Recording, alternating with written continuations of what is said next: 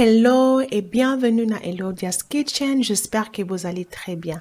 Alors, lelo na yesu na recette motivation mususu pona elubu na biso ya semaine, il y a 2 semaines. En tout cas, lelo na sali il y a 2 semaines pona yango na sali pondu ya pamba, na sali bolognaise ya boulette.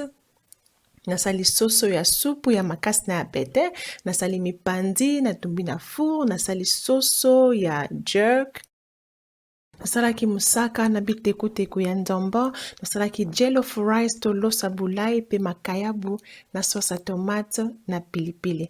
Voilà, elubu nyonso nasalaki yango wana mpona lelo. En tout cas, si vous êtes intéressé à kozwa 2 ou bien 3, 4, en tout cas ekozala malamu mingi. Alors sans plus tarder, toleki ndenge nasalaki recette ya lelo. Soso nanga na sokoli yango na jus mibale ya citron.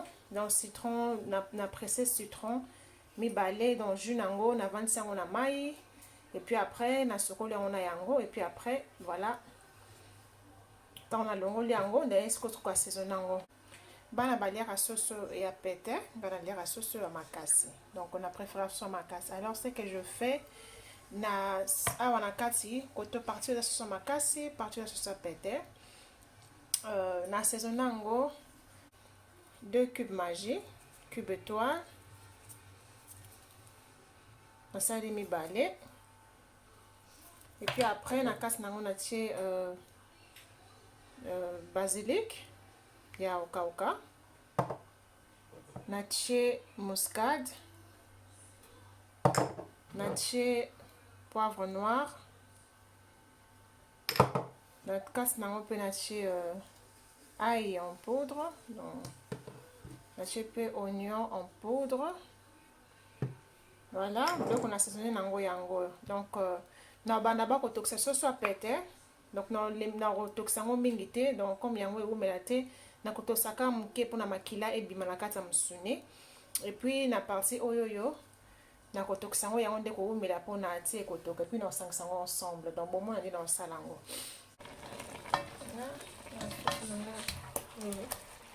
Ya pete pona nga osili namoni makila nde ebimi na olongo nango.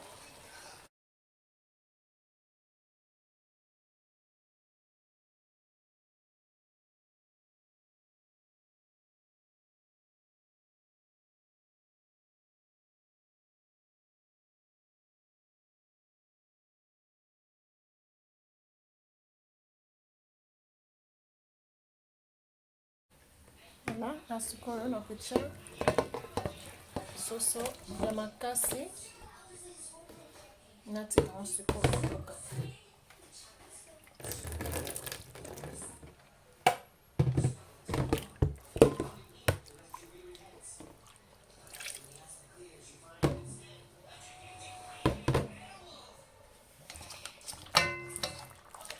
Siko na tika soso makasi na chango na mai te. Na chango na mai te ti mai nyonso oyo eza awa yango moko ebimisa mai, ntango mai ekodimine nde na yo bakisa siko mai ti ekobela, et puis tosala sauce.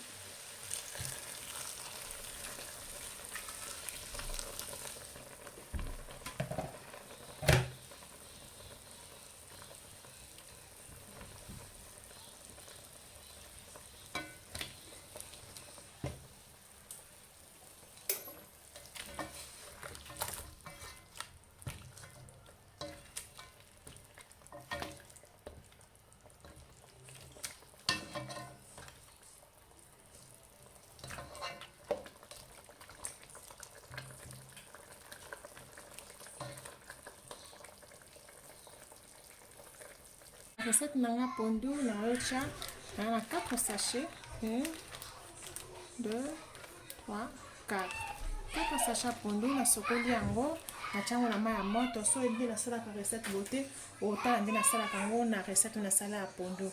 Alors na kati ya pondu na ngai na kotia na kati ya pondu naotia aubergine mibale, naotia courgettes, 1, 2, 3 courgettes, et puis naotia 2 concombres, et puis naotia oignon moko, naotia ndembi nanga yango yo, naotia pe ail, et puis na kati nango nakoya kotia pe oyo ezali céleri dana niki naotia na kati yango kaka naonika bao mosusu na kati yango nde naniki. Alors na kati nango pe nakotia fish, nakotia poisson marque ya poisson oyo ezali oyo nasomba yango na Iceland, ba oboyebi Iceland nasomba oyo whitefish filet na balongola da moyen pe nakotia na kati. Et puis voilà, et puis na kati nango comme nyonso boyebi nakotia oyo mafuta oyo naotia yango nyonso, voilà. Et puis naotika yango etoka ensemble, et puis toya mitala nde na kati biloko nyonso. Voilà, natia biloko nyonso, sikoyo nakende bakisa mai. Naotia mai ebele vraiment te, naotia mai ebele te, natia na mai boye ntango biloko etoka, soki ba légume nde ezalaka na mai, soki etoki nde nakende bakisa so mai. Ok, tia yango na moto. Voilà, awa pondu natia yango sikoyo na moto, sikoyo nakende kofunika yango etoka, natia yango munga te, natia yango munga ka soki nakomi pembeni soki nyonso ekiti nde naotia épice. Voilà. Pour assaisonner mipanzi nanga, naza na besoin ya moutarde, oregano, jumbo ya soso, et puis naotia saisonnement oyo ya soso oyo, donc eza ba goût différent, naotia yango na kati, et puis naotia huile moke, donc voilà. Ouais, écoutez, on va nataka huile nanga awa huile. Voilà, biloko na saisonné na nkaka yango. C'est parti. To bana oyo kauka. Ba saisonnement oyo ezaka na mungwa, donc du coup en tout cas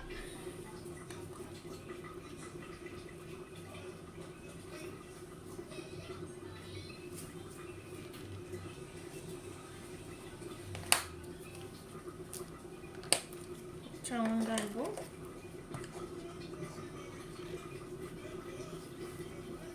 Ok, et puis naotia oregano. Vraiment l'oregano ça va bien pour la ngolo. Voilà, et puis après naotia huile puis on mélanger. Naotia huile mingi te pour na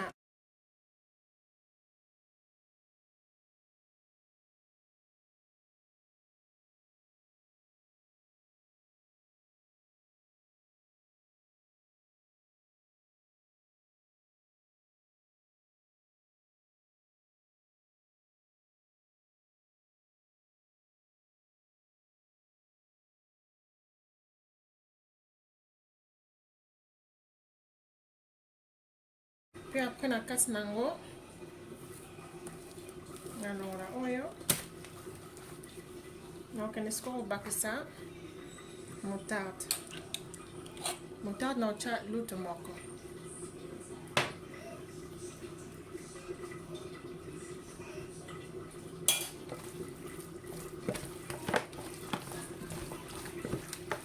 So otie moutarde na musuni ezaka bien parce que Quand on a citron thé, moutarde déjà, ils ont déjà et l'on l'a casé, donc ils ont la place un peu à citron, na vinaigre. Donc si on a citron thé, on a retient, si on a moutarde en tout cas, moutarde de jouer même rôle que citron ou bien vinaigre. Donc voilà. Voilà. On va mixer donc il très bien. Akichango pembeni na sisi oyo siko na okendo sala soso. Kwa assaisonner siko soso La sauce, nous en a besoin, il y a basilic, nous avons au persil, nanika, nous avons na kati. Nous en a besoin, il y a pour nous ça épicé, jerk oil, parce que on a ba jamaïcain, nous avons saisonnement ba jamaïcain, donc nous ça la oil, nous ça la bouillon à sauce, et puis nous ça la assaisonnement tout usage. Voilà, donc on sait la kayangwana. Donc ça mongwa parce que bouillon il y a sauce ça na mongwa et puis assaisonnement il y a jerk ça rappelle na mongwa. Donc voilà, d'abord on a banda na biloko oyo. Il y a ekauka. Na banda ba na lutu moko ya bouillon. Et puis sauce nanga ezali partie oya bassin.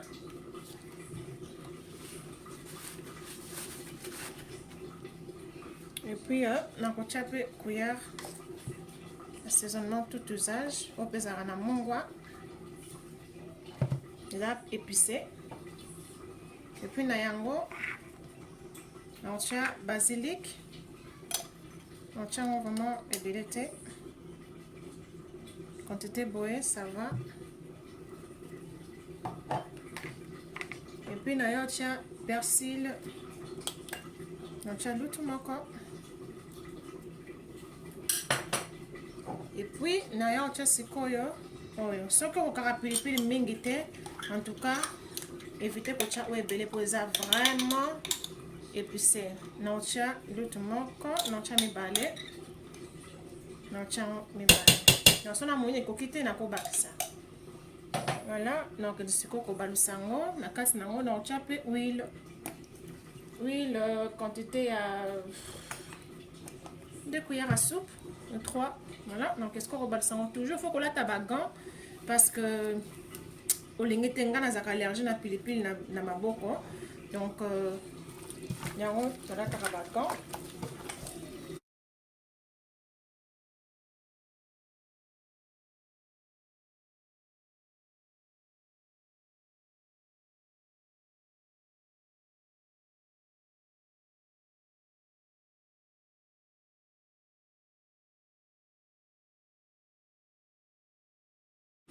On reballe ça sous le cuillère en dambo. Et puis on reballe ça sous bouillon et sauce, ok. On pousse ça ok bien fait.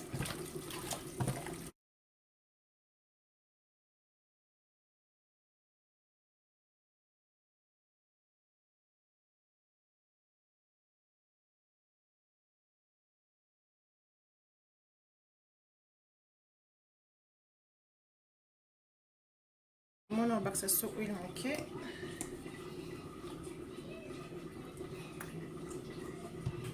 Voilà.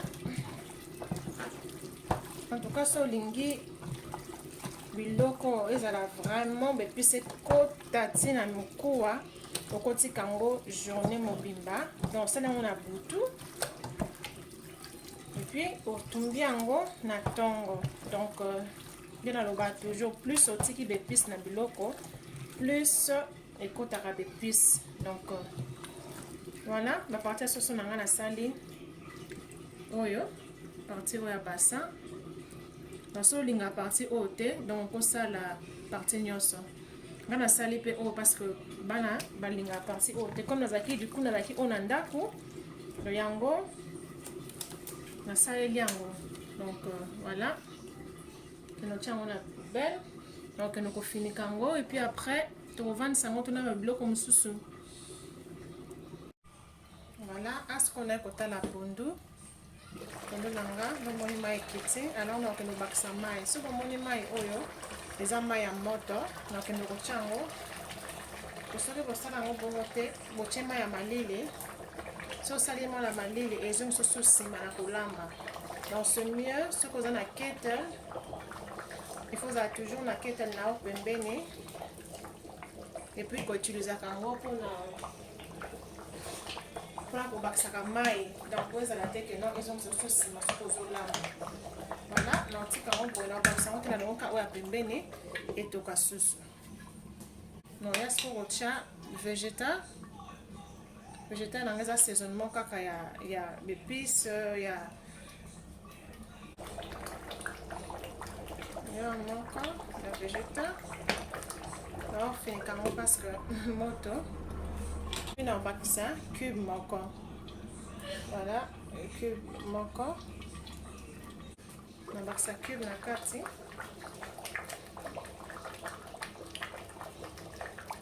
nabalusa yango te natika nkabwe etoka voilà botani ntango ebela mai so ekiti nyonso pondu na yo ebele omeki mungwa pondu ebele awa soso na nga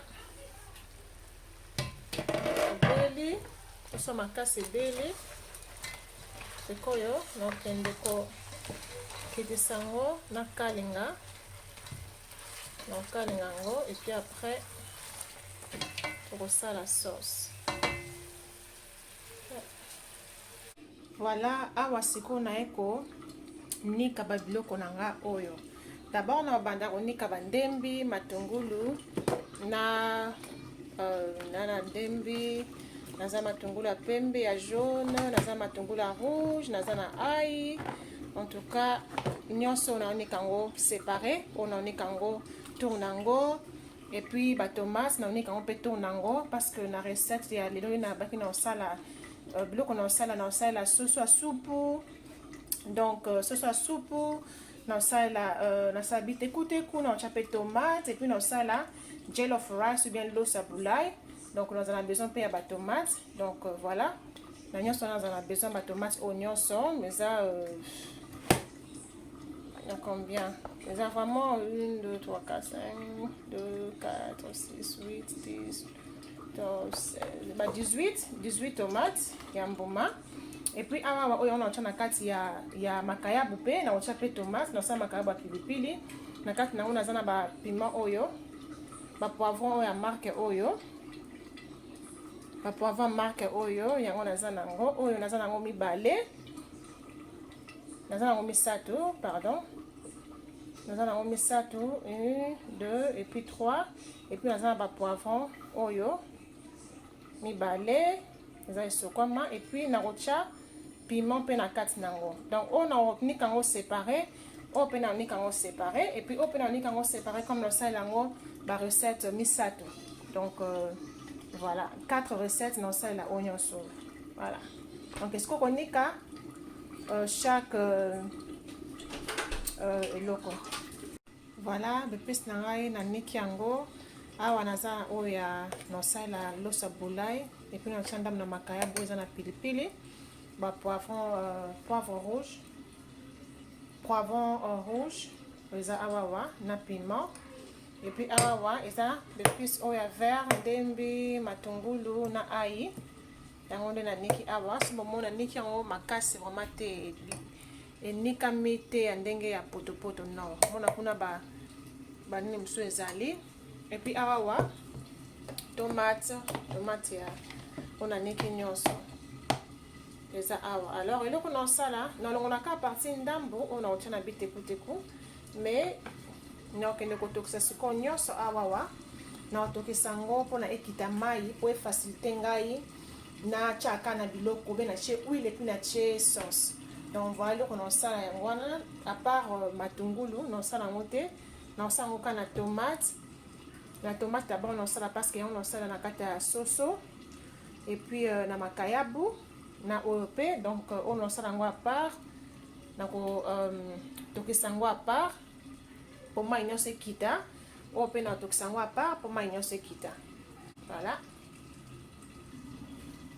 Na oya ocha ngo mai na huile on a besoin ka mai nyonso kita. Na tika ndambo yango na ocha na bitekuteku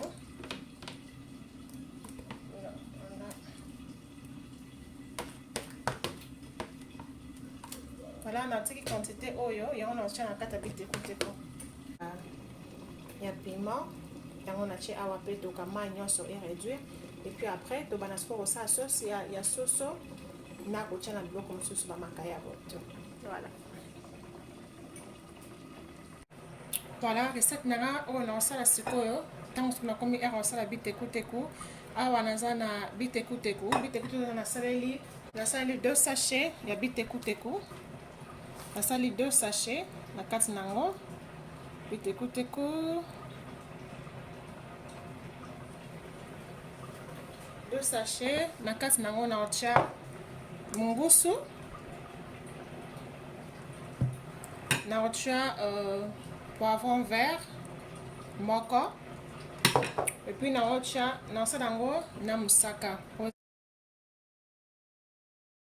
ezali musaka donc nakende otia yango sikoyo na otia oyo musaka oyo eza demi boîte oyo ya monene donc demi nango et puis na kati nango mpe na okende otia baépice oyo tosalaki ya ndembi matungulu na ai voilà okende otia yango sikoyo na kati ya moto na banda otia musaka yango moko etoka et puis après na otia mbisi voilà mai déjà etoki donc eza bien parce que et vous permettre musaka nanga epanzana na kati ya mai okosala yango boye tu comme okotia pe mai na kati ya conteneur oyo oza nango kolembisa yango mpe kaka na kati mais ngai natie da mai ya moto donc ntango naotia yango na kati boye ezotoka déjà na yango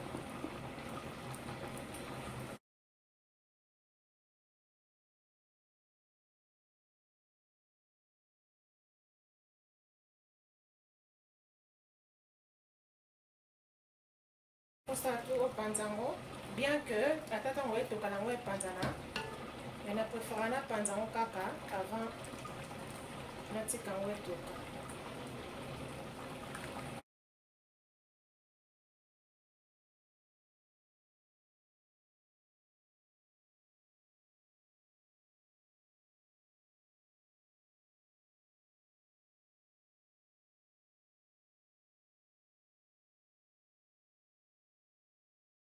voilà awa na kati nango na otia sikoyo poivron vert na otia tomate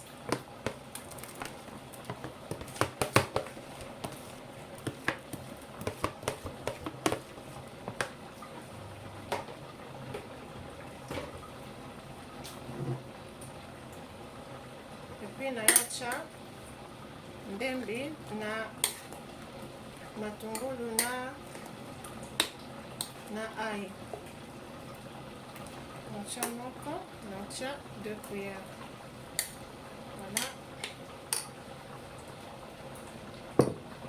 naotika yango siko etoka naotia nango yango eloko te naotika yango etoka moke et puis naoya otia mbisi et puis légume na biso donc so ebandi kaka kotoka et puis après naye kotia mbisi ya nyama mbisi ya kokauka et puis après otie bitekuteku so après voilà asiko nakomi na ntango osala viande hachée na osala yango bolognaise ya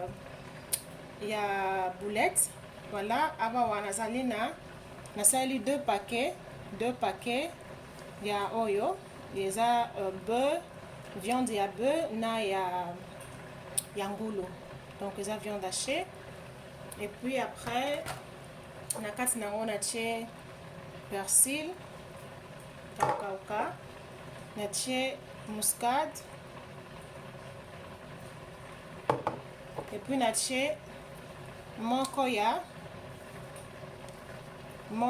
stock ya bouillon ya beurre voilà naotia yango mungwa mingi te mpo nosala sous sauce donc naotia yango mungwa voilà na mélange oyo natia yango na mama ya moto natika yango ekoma tiède eko esila moto et puis après siko na okende otia yango na kati nakende kobalusa yango na kati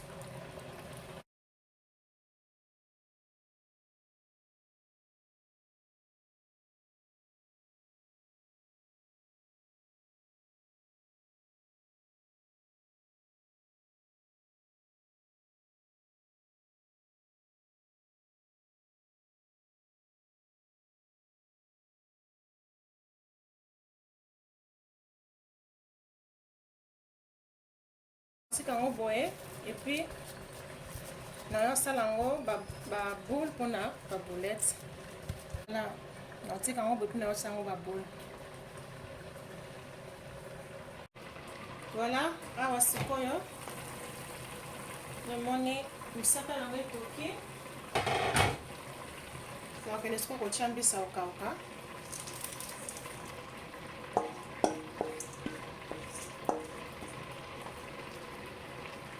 Somoni mosaka nobimisi mafuta boye, ça veut dire que mafuta faut koma vraiment clair likolo, ça veut dire que mosaka na yo ebeli mais nano ebeli te na kati yango na je epuis mbisi epuis na yo tia bitekuteko comme ça etoka nyonso ensemble.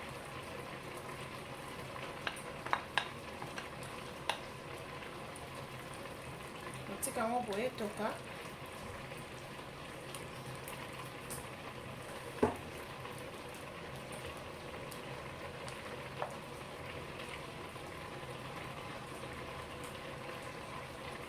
nayotia yango mungu après soki mai ebandi okita,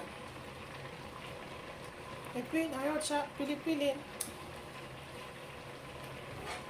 ofinika yango na osika yango etoka po tatame siko etape mosusu. nanekoki awa deja oyo ya piment ebeli nakokende sikoyo okita yango okende sikoyo kosala kokitisa oyo epuis tobanda sikoyo kosala sauce ya soso na banda kokalinga soso epuis nasala sauce. Voilà asikoyo nayokalinga soso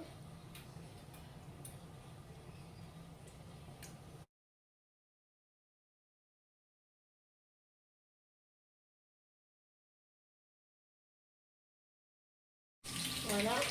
awa pondu na biso ebeli nakondisa kobalisa mai ekoti nakondisa kopanza mbisi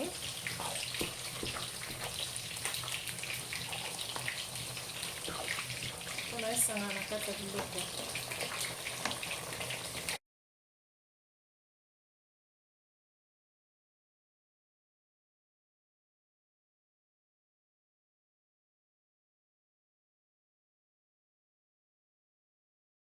nakomeka supu meka somo ekoki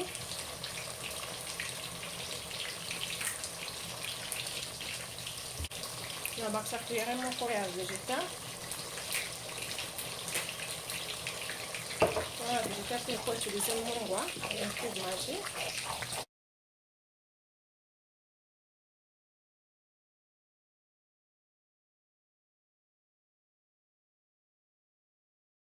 tika ensuite etoka na moto assez mijoté et puis après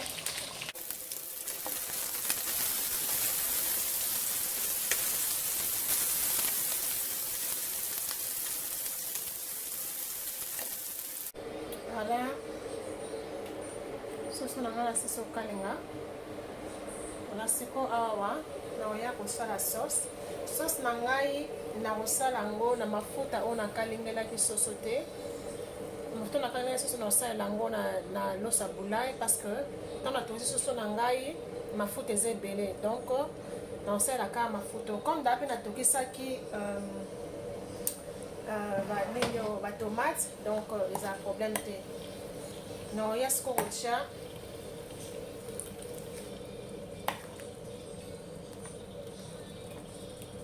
deux cuillères ya mélange ya oyo tosalaki wana oyo nasalaki ya ndembi matungulu na ai epuis na kati nango nayo tia mpe mélange ya tomate.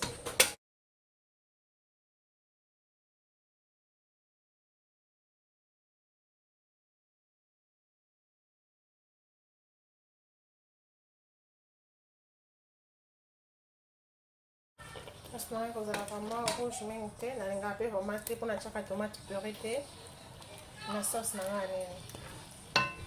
voilà donc etika yango sikoyo etoka mpona ndembi na matungulu ebela bakobakisa yango mai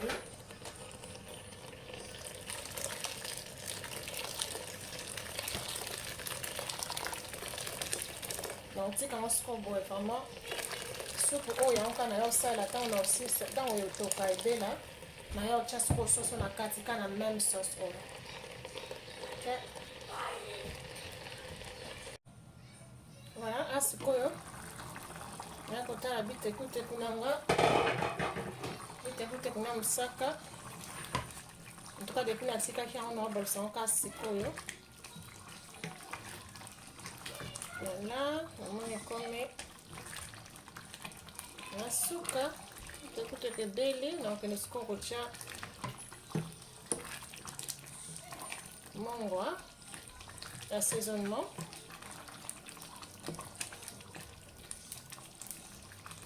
Naotia cube magique.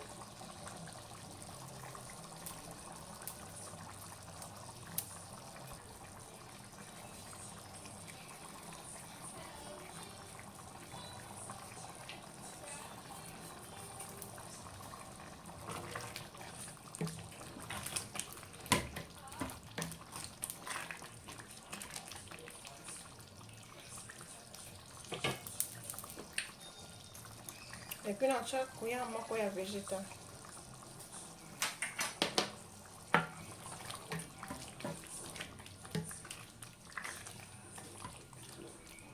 Là, naotika yango sikoyo boye ti mai ekokita.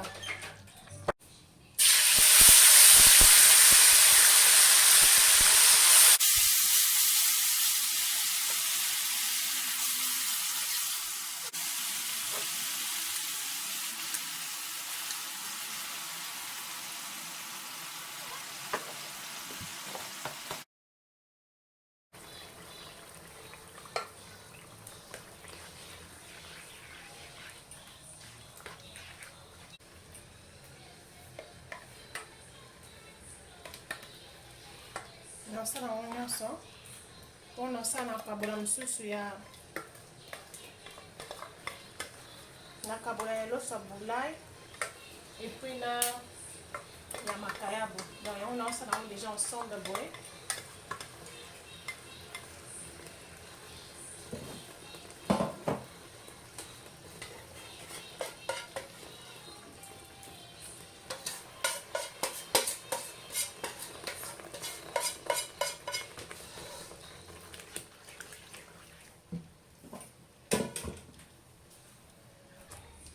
Mpona kasi nango na yo osangisa mafuta oyo asalaki ya soso.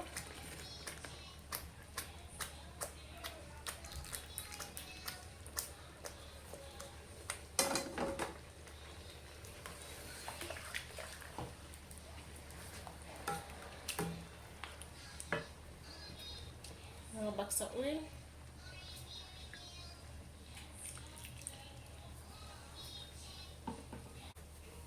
Bouillon à soso.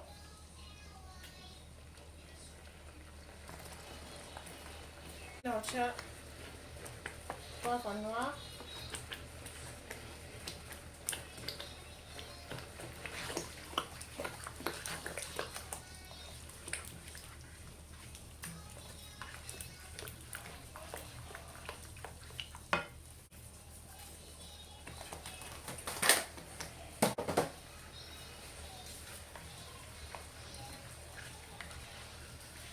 Omeka mongwa. Voilà, nabakisa cube magique.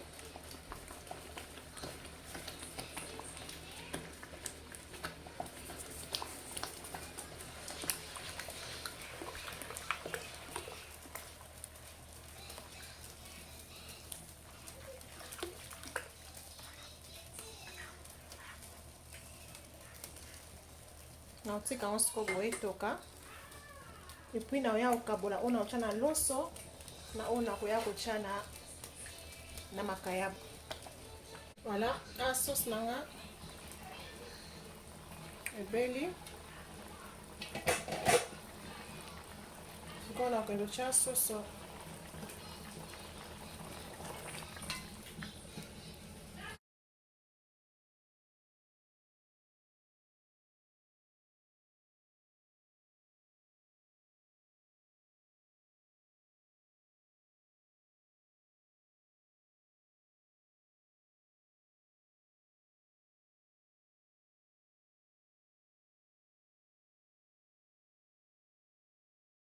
bakisa mosusu mwa mai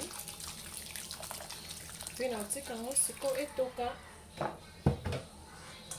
tie kobela donc sauce esangana na soso. Voilà,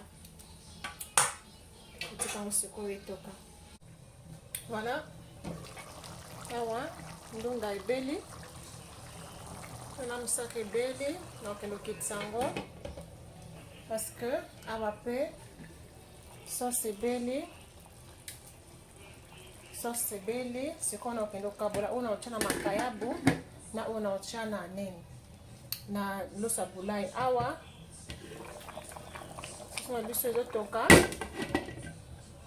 et puis voilà loso ya bulai. Awa data nalambaki déjà loso nanga nalambi nakende osanga sikoyo nakata sauce et puis awa makayabu déjà natumbaki. Donc so oyebi nasalaka makayabu nanga te okoki konotala video oyo nasala ya dongo dongo na bavideo nanga parmi bavideo nanga ou bien naotya lien likolo awa mpona otala nde nasala video oyo ya dongo dongo nolakisa nde okotala nde nasalaka makayabu nanga nakalingaka yango te nasalaka yango na four. Voilà, déjà nasalaki yango sikoyo nakende otya yango na sauce et puis natya mpe loso nakata sauce comme ça ebela et puis tozokenda kosilisa. Voilà, awa nakaboli sikoyo sauce na ngai.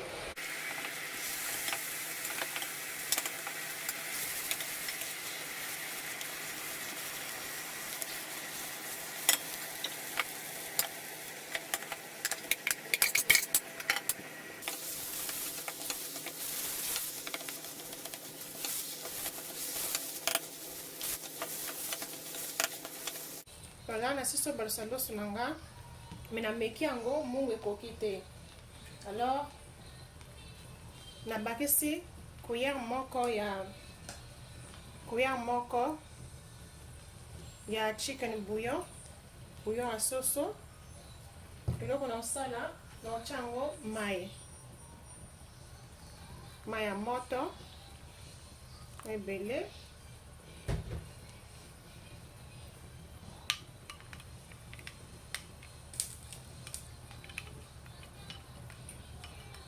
nakende osopa sikoyo likolo ya loso.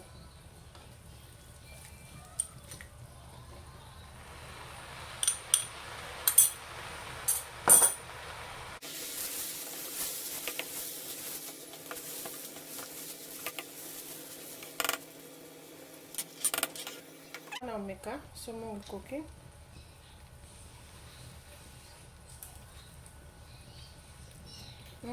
Yeah. Voilà, mungu ekoki. Donc on osala naotika yango na moto vraiment ya se. Soki oza na réchaud oyo oza na réchaud ya courant électrique, donc tya na 1 otiki yango vraiment. Soki oza na gaz otie vraiment na oyo ya suka wana oyo ya moke alofiniki yango otiki yango etoka. Voilà. Voilà, sikoyo nakomi na étape ya otya makayabu.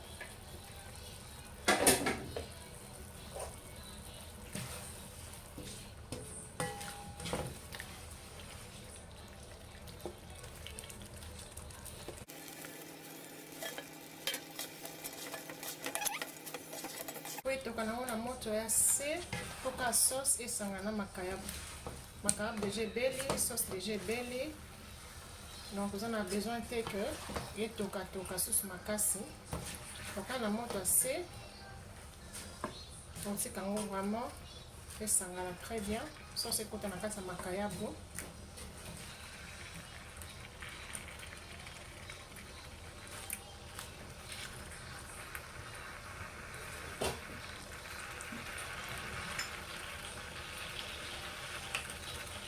Voilà, awa nabakisa végétal pour nameki mongwa mungu ekoki bien te.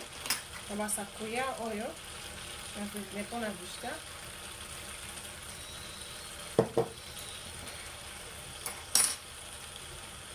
Puis nabakisa yango mai.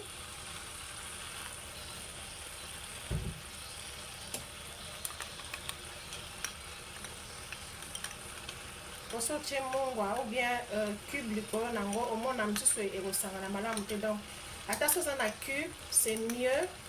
Ochango na mai et puis souper les colos comme ça. Sauce ekokabwana. Et mungu ekabwana na sauce nyonso. Voilà. Na osala lutu oyo na lingi te makaya boye panzana.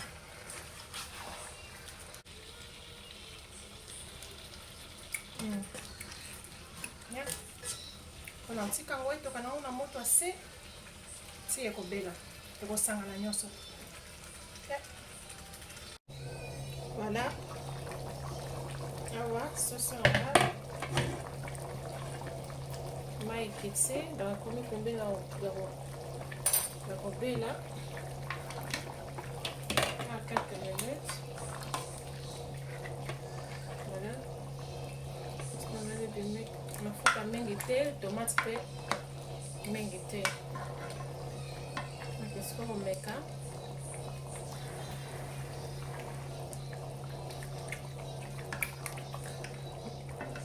Bakisa bouillon ya soso kuyere moko.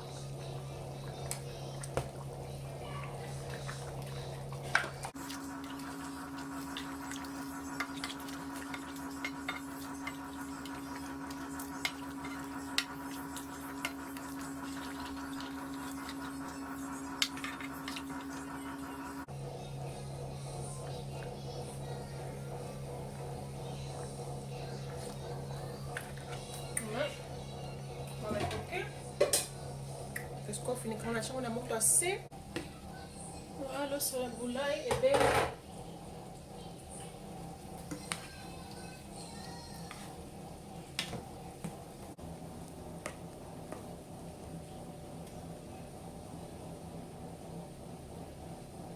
Sur la boulaye. Donc, est-ce qu'on va quitter sango?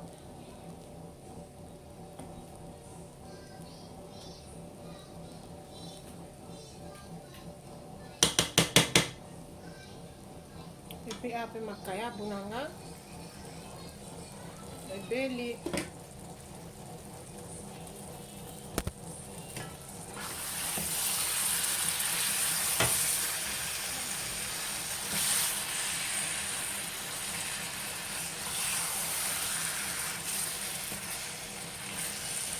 makaya ebeli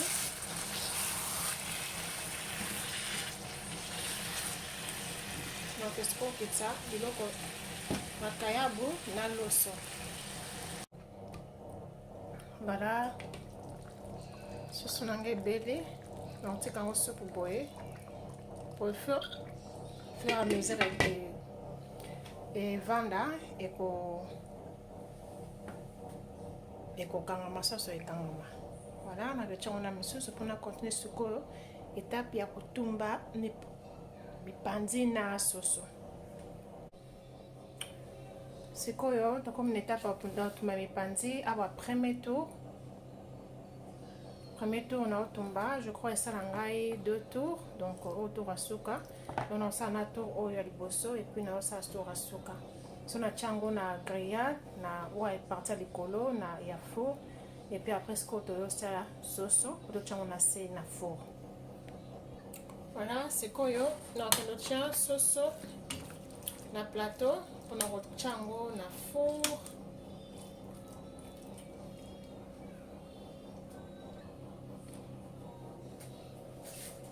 Voilà, na place soso nanga na plateau. On a un autre la four. Voilà, awa mes panzi nanga premier tour normally na belle sans makasi mingi te comme na vente sango na congélateur donc so belle sans makasi monsieur ne balia makasi tango bando comme sango. OK, awa siko soso partie nanga liboso belle siko na tournango na deuxième face mususu.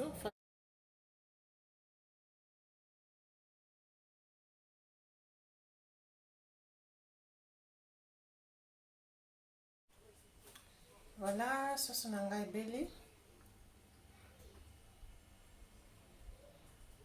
Sikoyo nakende otia yango na sani.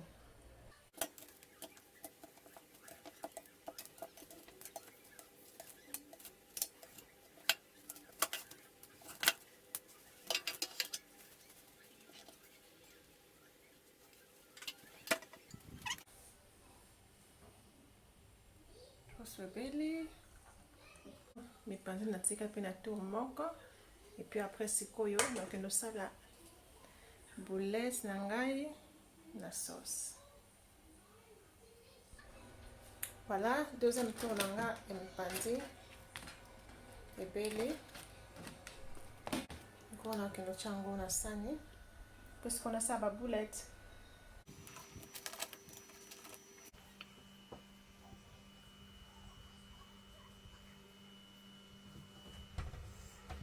Voilà, c'est qu'on a ça ba boulette nanga yango yo. Ana sala ba rondin. Na sala ba boule awa sikoyo na che huile nanga na kikali yango.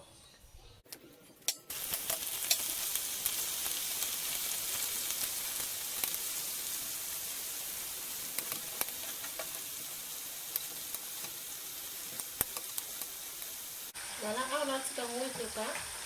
Et puis en temps, on a ce qu'on a préparé à la place dans ça la sauce na la kata sauce na ocha ndembi litungulu ai bepiso etikalaki ndembi litungulu ai na oignon on a nikaki et puis na kati nango na ocha tomate ambuma na saleli oyo osali tomate comme tomate on a salé la liki yango donc ne kango la ocha na moto mais la ocha na no elo côté dans notre sango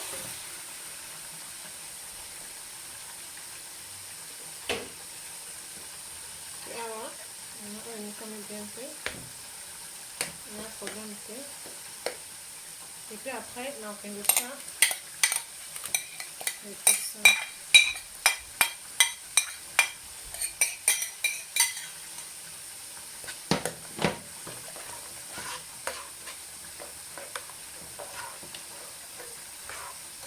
Na chango huile te, na yo chango huile kaka juste. Donc ba boulette ebela pour mafuta on a kanga boulette on a sala pe pona na huile on a utilisé pona bolognaise. On a tika ngo toka entre temps. Kanga shena ngai ezo toka na koya sikoyo kolakisa ndenge nyonso ebeli et puis na sangisa ngo pona etoka ensemble.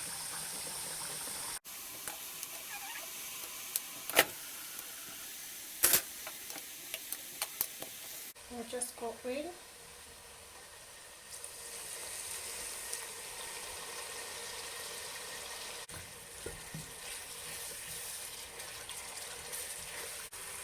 Les cubes, il y a beurre, cube en gombe, notre moko.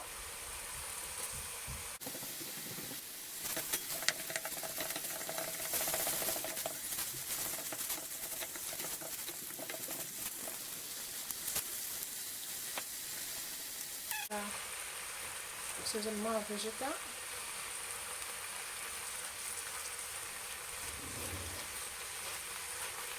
Notre cuillère moko.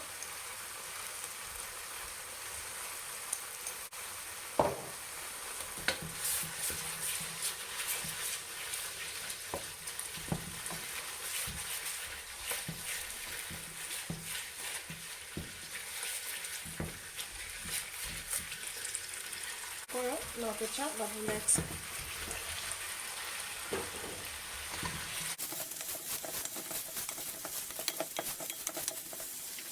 Voilà, il y a 4 naos pour la pelucha, masango, wapis, et puis la ocha, ma pis, et puis la masango. Ok, il y a petit pois. Oyo, so na tche oyo, na masango vraiment fait. On en a besoin de que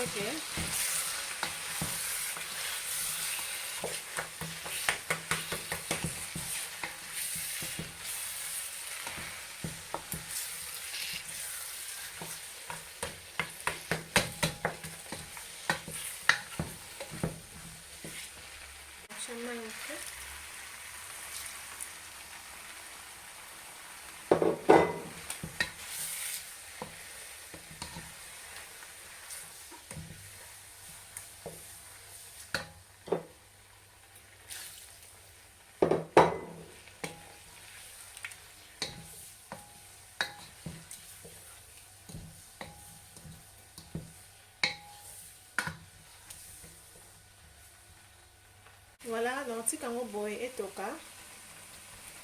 Na ofinika yango en tout cas 10-15 minutes biloko ebeli. Mpona alingi te ba légumes na tie na kati elemba makasi, donc juste le temps kaka esangana na sauce et tout ça, donc 10 à 15 minutes en tout cas ekoki nango. Voilà, donc ofinika yango na moto ase, et puis après biloko na biso ebeli. Bolonnaise nanga ebeli ya boulette. Na otika yango boye mosusu deja esilaki nango moto, me na otia yango nyonso nzela moko na babol. Et voilà, recette nangai ekomi na suka na silisi kolamba na okende sikoyo kofinika yango na kotia chaque mofinuku kombo ya biloko na lambi, et puis après na date na lambeli yango pour na permettre nga ntango ezala na congélateur na koyeba nini yango nazozwa mokolo wana par rapport ya plan onga moko nasali déjà oyo tokolia pendant ba semaine oyo na lambeli biloko. Voilà, j'espère que epesi bino ba idée, j'espère que motive bino yo moto salaka, yo moto za na bana, yo moto za oya na tante ya kolamba chaque jour, en tout cas oyo eko aider yo olambi une fois pour toutes oliaka kaka. How good is that? Et voilà, je vous souhaite bon appétit et makasi mingi na kati na cuisine. Voilà, on se retrouve à la prochaine pour na bilubu msusu wa sika ya semaine. Ciao.